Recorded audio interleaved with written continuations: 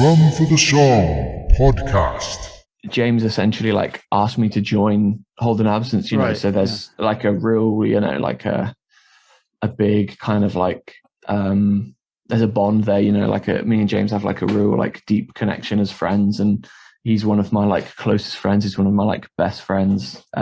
We get along so well, you know, we share a lot of the same views and opinions and, you know, things like that.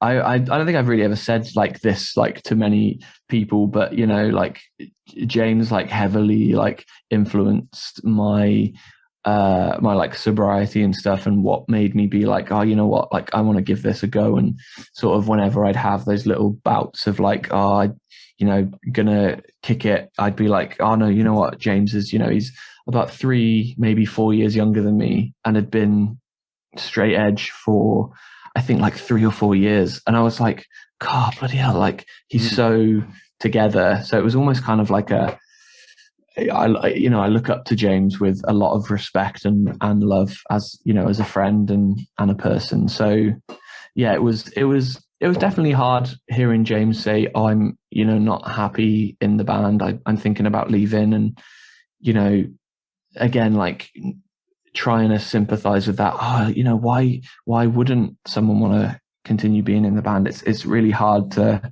kind of gauge it when, you know, I guess had things been different and we were out touring, you know, he might not have been so susceptible to those like thoughts and feelings. But you know, that's true. Yeah. He lives with the other James and the Cold Gun, and they'd been writing lots of songs together. So I think, yeah, it was more for him to, it within his best interest. You know, I don't want to talk too much for him, but it was better for him to do that, and I guess focus on that than, you know, I guess worry about, I don't even know if I have the right to say that, you know, Holding Absence is now this entity or whatever. It was, you know, it's bigger than, you know, the people that are in it. So whether that was kind of maybe a worry that he had, and he was, you know, a bit